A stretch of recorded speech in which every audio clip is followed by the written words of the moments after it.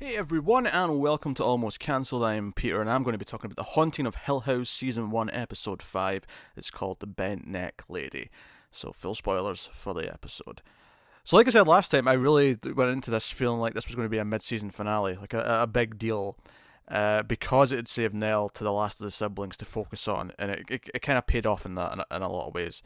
It introduced a few new elements that are really interesting, kept this Abigail, the look was seeing, kind of that mystery still kind of brewing, that's still there, but focused of course on Nell and what she went through on the build up to the night she died in Hill House. So um, also a very long episode actually. This was 70 minutes long. And to its credit, it never felt over long when I was watching it. It never felt like, oh, what are we wasting time on this for? The pacing never suffered, so credit there. But it is long. Like if you're planning your viewing time for this one, be aware it's 70 minutes long. Uh, Actually, before we get started in the main plot, I did want to mention something. I saw a great screenshot of episode. I think it was episode 3. I think it was Theo's episode, where when she finds the basement, the ladder going downstairs to the cellar, there's a ghost behind the ladder. Like you could see this creepy face in the darkness, and apparently, according to the director, to Flanagan, apparently there's like 8 hidden ghosts in every episode, which made me think back to the first episode when I was convinced I was seeing someone standing in the background. I probably was now. I'm fairly certain now. I was seeing someone standing in the background. That seems to be a thing. And that is a lot in each episode. So, yeah, a lot of hidden ghosts to look out for. I'll be curious once I've done watching it to, look up where they were all hiding. Or something to do on repeat viewings is just scan the image rather than pay attention to the plot, just looking for creepy ghosts everywhere. So yeah, so this episode introduces some interesting things. I think that the big thing is that one of the flashbacks early on where Olivia, the mother, is mad at Nell because she thinks Nell's written her name on the wall. And she looks pissed at her, and she's like, "Oh, this is outrageous. We do up the houses." And Theo comes in, and even Theo's like, "Man, she's in a bad mood." And of course, one of the key things here from a character perspective is that Theo uses her power and touches it in front of Nell, and Nell's like, "Wait, you can tell that by touch?" So she knows about her power, and then we see that again, of course, in present day. We see her actually ask Theo to use her powers for something, which we'll get to, but they rip away some more of the wallpaper because it's an old wall. It's just kind of like the wallpaper's half ripped already.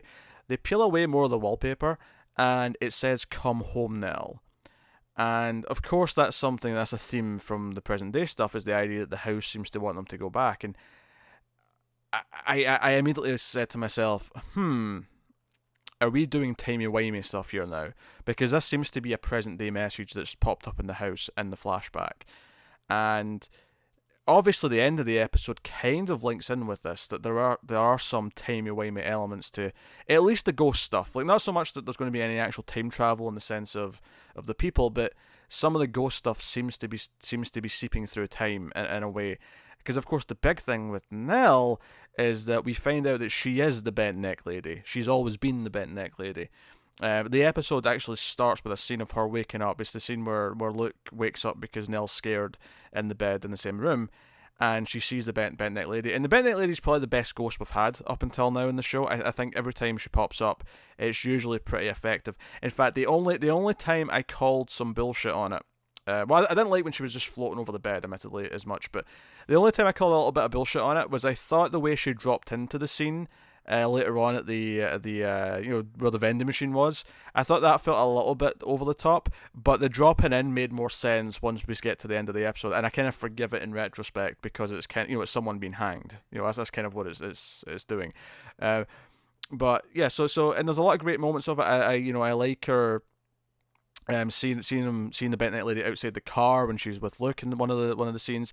I especially liked whenever she'd pop up when she had sleep paralysis, which is one of the things that this episode really focuses on, is that Nell suffers from that and has done her whole life. And we see her suffer from as a kid, when her mum was in the same room with her, but she went to get something and left Nell on her own, and she's like staring at the ghost and she can't move and she's terrified. And I think this is probably, again, in terms of mechanics, maybe the most effective scare tactic this show has used so far. At least for me, because I feel like the idea that she's lying there and can't move, that she feels helpless, which is obviously accented even more when she's a kid, and even arguably it's even worse as an adult because you understand the dangers even more, I guess. I don't know, but the idea that she's lying there and she can't do it. And there's scenes where, it's one, because obviously we get the story of how she met her husband, Arthur, and how they, she was going to seek treatment for her condition with him, and they kind of met, they hit it off, they got married. And even when he's lying in the bed next to her, even when he wakes up, and he's someone who's trained in this, he's actually someone whose job involves this sort of stuff. He even with him there trying to help her and like talking her through what she should do to sort of help the panic attack element of it. It's still kind of terrifying. Her just not being able to move is kind of even on its own.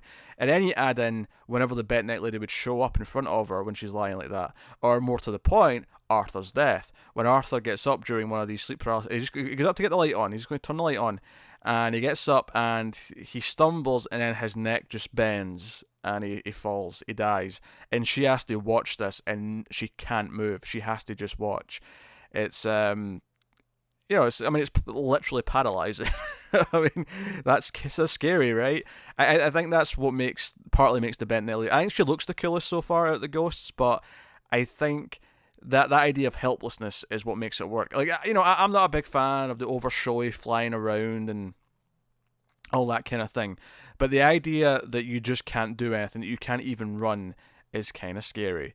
It works. I think that's what's effective to me, because it feels like, this is true for anything. This doesn't have to be a ghost. If there's an actual maniac in the room and you're paralyzed and you can't move, it's still terrifying. The actual entity is almost irrelevant in terms of the fear of it. The fear here is not being able to react. And you could argue that ties into her being the youngest kid. When all this went down, she was the youngest, she was the smallest, she was never really believed by the parents or anyone when it came to anything like this. So you could almost read into that a little bit, I think, there. But so really, really good stuff in terms of the scares. And then, like I say, Arthur dies, and that kind of sends her spiraling a little bit. And she hadn't seen the bent neck lady for a while, and she's going to therapy. Which, by the way, she's going to therapy with Jacoby from Twin Peaks. I thought I recognised him. I actually looked him up as well, and it turns out he was in the original Haunting, the movie, which is really cool. It's a really nice touch. But it was just a surprise to see him, and he's playing a psychiatrist as well, just like Twin Peaks. Although Jacoby went a bit off the deep end in later Twin Peaks, but that's a discussion for another show. So yeah, so she's supposed to be on meds. She's sort of deteriorating. She's having these episodes, and she's lashing out at her brothers and sisters. She wants Theo. She gets Theo to try and use her powers where Arthur died. And she gets really uncomfortable. Theo gets really uncomfortable when she's kind of reluctant. She doesn't want to just do this for her, but she's going along with it. And then when she blurts out that what she's about to touch is where he died, she feels uncomfortable and she tries to pull away. And they conflict here. They have a fight. And then she tried to help Luke. She took him to the rehab center, but she had to buy him heroin before she went in. And I like to think that the reason why she succumbed to that is again the twin thing, because she could feel that it was being genuine when he said, "No, I need one last little hit before I go in to help me sort of work up the courage to actually go through the doors." I kind of respected that. I was like, okay, right, I get why she maybe feels that way. Why she almost, even though you shouldn't trust him, he's a junkie saying that he needs one more hit. Like that is traditionally not something you put your trust in. But I feel like because she can kind of sense his feelings, that's how you get away with it, and how she doesn't feel like a complete idiot. Although Theo actually she's a complete idiot, and accuses her of such, but. Yeah, so we have all this, and we have her confront Stephen, of course, at one of the book signings. He's doing like a little Q&A. And I do like the idea that this introduces here where there's actually some groupies. There's people who are big fans of his in the book. And even when Nell shows up, like one of them turns around and says, "Oh my god, that's Nell. That's Nell." I thought that was really funny. That was amusing to me. As was Nell and Stephen watching Shirley realise that Theo was gay. That was a really fun little sequence. with them looking over at her, and like it's going to clock, it's going because Theo's dancing with the bridesmaid, and they're just looking over at Shirley and just watching her reaction, trying to process the thoughts, and then eventually she starts like tapping her husband, and he's like, "What? I think my sister's gay. What's going on?" So that was really funny. And again, and I think that's what made the later scene when she confronts Stephen all the more uncomfortable, is that we get a sense that they are actually quite close before then, where they are close, despite the fact that he doesn't really believe in any of this stuff. They're close regardless, and I think that's interesting. So, but all this, and the doctor kind of like tries to tell her like, hey, it's just a house, right? You think it all started with this house, but it's just bricks, it's just wood, it's just glass. And, I've never been there, but you've not been there in a long time. Like, maybe if you saw it just now, just sitting there, derelict in the woods, maybe you'd lose this stigma of the house, which is... And she kind of gets motivated to go out there and try and do this. We know she goes to Hill House, of course, and she even goes to the same motel that they were in as kids, which I'll get to in the flashbacks. But and she's paralyzed again. She sees Luke, looking dead, actually, just sort of lying in this. I say lying on the ceiling. That's kind of a weird phrase, but he's on the ceiling like directly above her. And that's what makes her concerned to phone everyone. And we get like the brief montage of everyone kind of ignoring her call, which kind of hurts this time. It's kind of neat to bring some of those moments back. Likewise, we got a glimpse in the first episode of her dancing around the house as if she had a partner, but there was no one there. And of course, that gets paid off in this episode as well when we see that as she's going through the house. And yeah, there's a lot of neat little touches with again the transitions as we've had throughout the series up until this point. And she goes to the house, and she's motivated because of the Luke thing, because she finally gets the answer message from Stephen, and Stephen says, no, Stephen's Luke's fine. Luke got his badge today, his 90-day badge, if you can believe it. That was like, wait a minute, the vision I had last night is inaccurate. Maybe I am kind of crazy and just need to snap out of this. Maybe I do have to go look at the house, and that's kind of what her motivator is to do it and to go. Obviously she was already intending on doing it. That's why she went, but she's been kind of stalling. She's been kind of hanging out at the motel for a long time, and she goes in and she phones her dad, and we get that scene again from his side where he's like, no, go to your brother, go to Stephen. And we actually get to see her go in the house, and that's where things really start to get kind of wacky in terms of her seeing the kid versions of herself. And we mentioned the tea party, and we do have to actually mention one of the flashbacks here, because we're going to be talking about a tea party with Abigail, where Olivia, the mother, the ghost version of her, is like, let's go have a tea party, and she takes, and I kind of skipping around here. I should probably go through this in order. So at first, young Shirley says we're going to have a tea party and everyone's okay, and Olivia says go upstairs and get something out my dresser, and she gets out this gown, and then it's like, oh, it's time for a wedding, and she goes downstairs, and all the adult versions of the siblings are there now, and even Luke's there, he's clean, and then of course Arthur's there, and it's very much like the house, the spirit, whatever it is giving her everything she ever wanted. She's given her the dream life. She's given her siblings all apologising her. Shirley apologising, says she's sorry for everything. She understands her now. Arthur's alive. Luke's clean. All these things. And it's then when she's dancing with Arthur around the house, that's when she's dancing on her own. And it very neatly just cuts to that once or twice, and you just get the eerie silence of her on her own dancing around, and it's very creepy. But eventually he disappears, and Olivia's like, oh, we're going to have a tea party. And before she even says this young Abigail is just sitting by the spiral staircase. And they go up, and I remember this. I mentioned when this staircase first popped up that I remembered this being like a key visual from the movie. And as she was going up, I actually remembered something else that I'm pretty sure happened in the movie involving that staircase. And it kind of clicked where this was going. And neatly as well, one of the opening scenes with Olivia, she gave, we're talking about this locket that had the pictures of Nell and Luke in there. It's like, oh, when you're older, I'll give you this one. I'll give you this necklace, this pendant. And she notices the noose, and she's about to ask about it, but then it's like, no, here, I've got this for you. And as she's putting it around her neck, I was like, she's really putting the noose around her neck. That's what's happening here. This is the illusion to drive what's actually happening here. This is the illusion to convince the person to enact what they want. And then before you know it, she's standing on the ledge with a noose around her neck, and Ghost Olivia pushes her. If it is really Ghost Olivia, maybe it's really Olivia.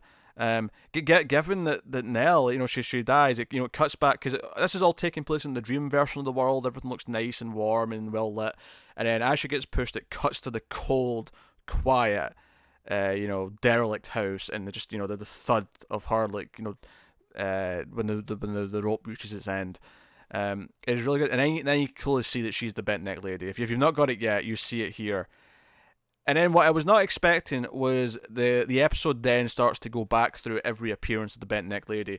And if you remember, I said the episode started with a scene of her as a child, the first time she saw her in her room. That's what we end on. We go through, the car with Luke, we go through the vending machine, we go through all that stuff, and it goes back, in reverse order, and we get to that very first time she ever saw her. And that's when, as the bent neck lady, because now the lighting's changed and we can see it's Nell the whole time, and she screams. And it's a scream because she realised she was haunting herself this entire time.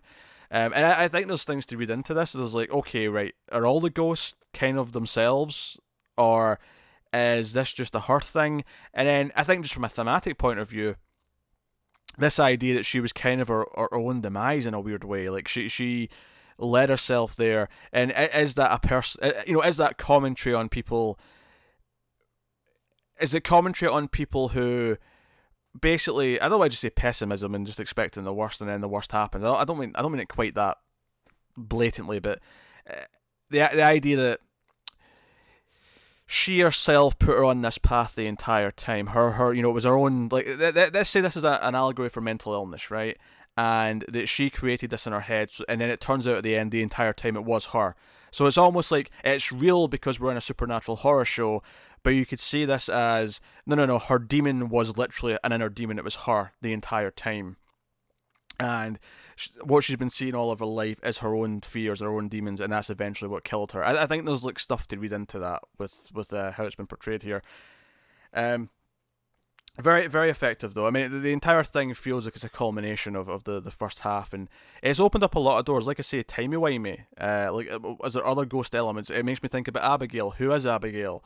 I'm still very interested by that. We got a little bit of history from Mrs. Dudley in one of the flashbacks. There was a scene where Nell finds this cup of stars, and it's stars on the outside of the cup. And we see that in present day she's also using a cup with stars on the outside, which I thought was a really nice little touch.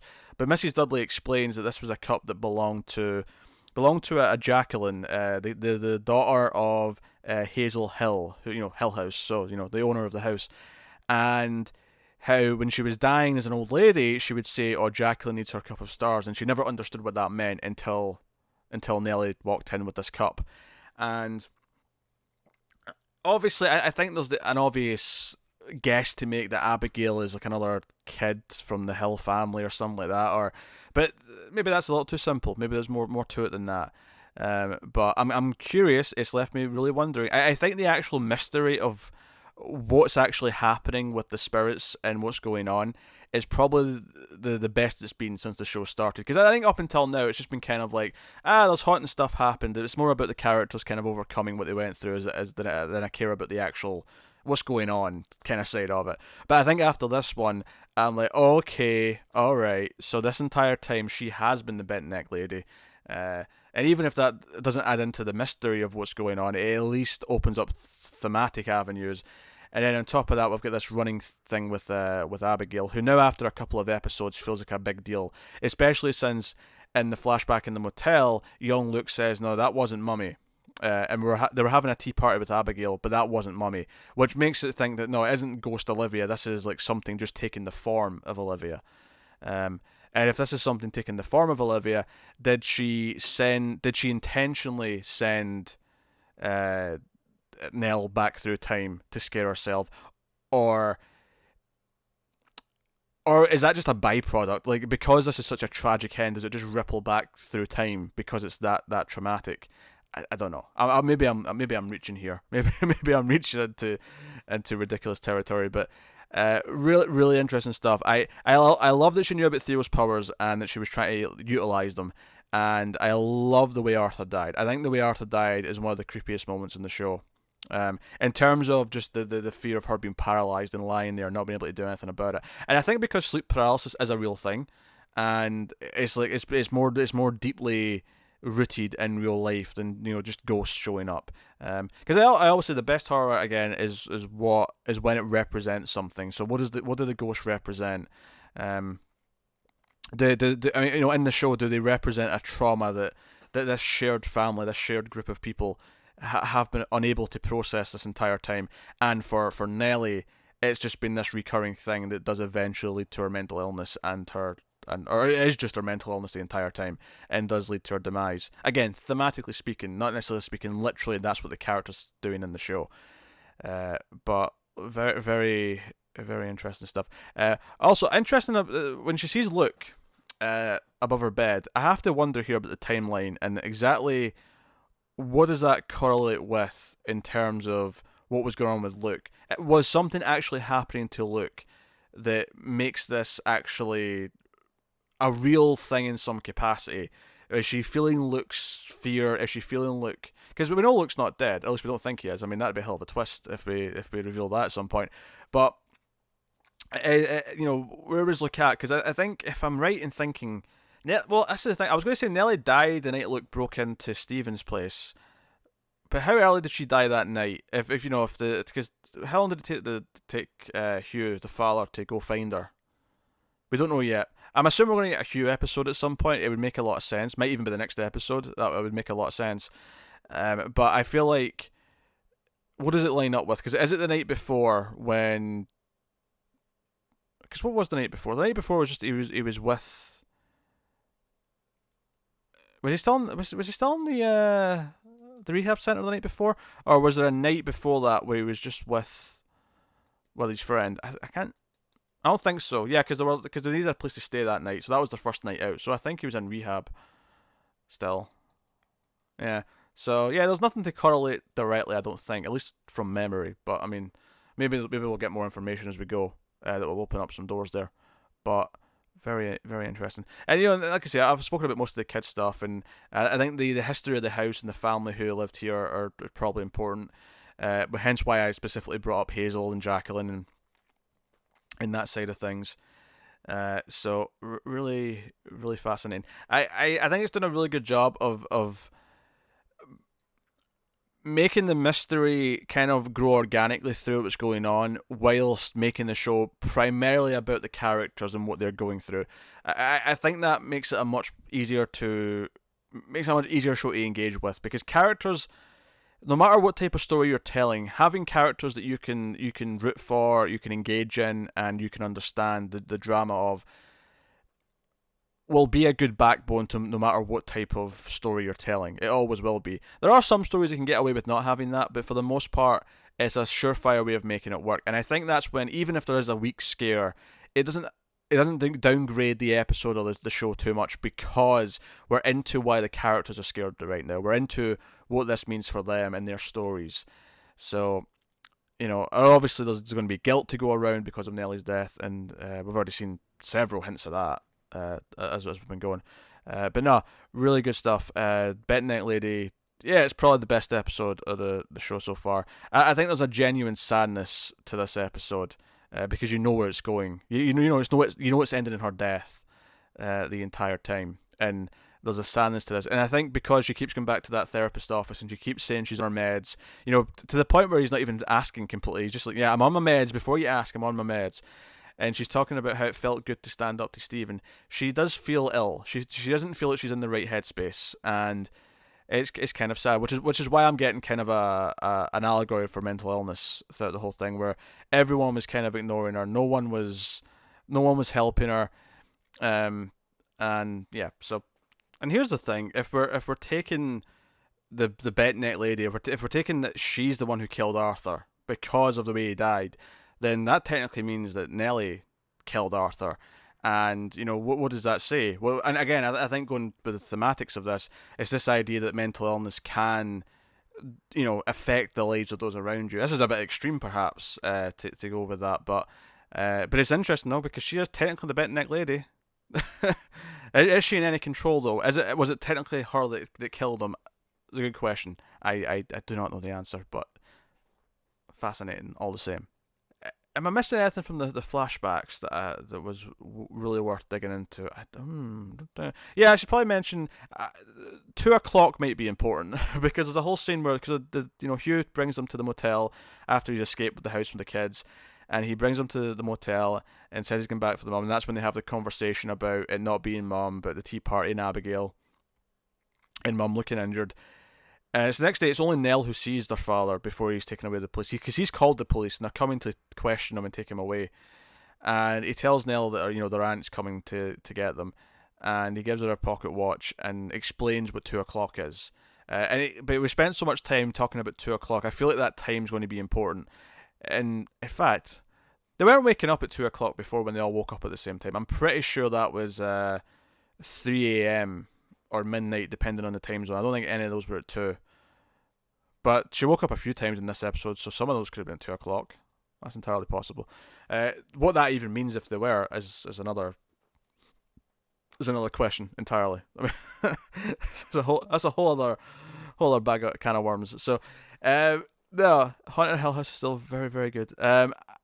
I feel almost pressured to commit to this one and have like all these hot takes about what everything means, and I think it's starting to like hint at what the show is really about and what we're doing with it.